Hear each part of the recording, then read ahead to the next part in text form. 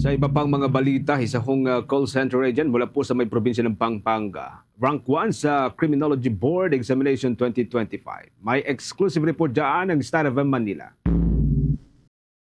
Halo-halong emosyon pa rin ang nararamdaman ni John Michael Amio matapos siyang maging rank 1 sa katatapos lang na Criminology Board Examination 2025.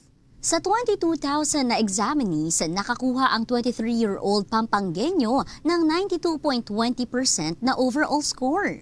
Sa kagustuhan na makatulong ng criminology top-notcher sa kanyang mga magulang, ay pinagsabay nito ang kanyang pag-aaral sa umaga at pagtatrabaho bilang call center agent sa gabi. Naging mahirap man para sa top-notcher na pagsabayin ang pag-aaral at pagiging working student nito sa loob ng 3 taon, hindi siya pinanghinaan ng loob na magpatuloy, bit-bit ang kanyang mga pangarap. May mga tips naman si Amio para sa mga nais ring kumuha ng Criminology Board Examination sa hinaharap at may mensahe naman ito sa lahat ng mga taong sumuporta sa kanyang journey.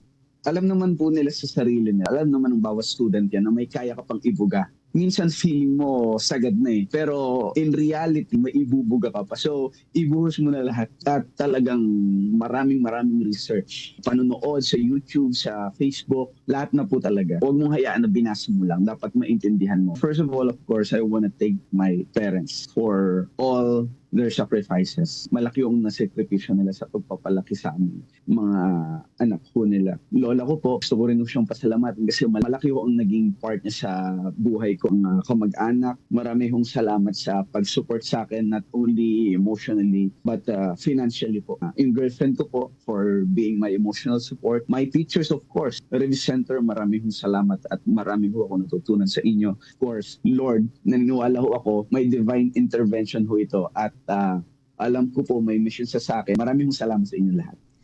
Yan ang report mula rito sa himpilan ng 102.7 Star FM Manila. Nag-uulat Star DJ Kimi Gora para sa number 1 and most trusted radio network in the country, Bombo Radio Philippines. Basta Radyo. Bombo!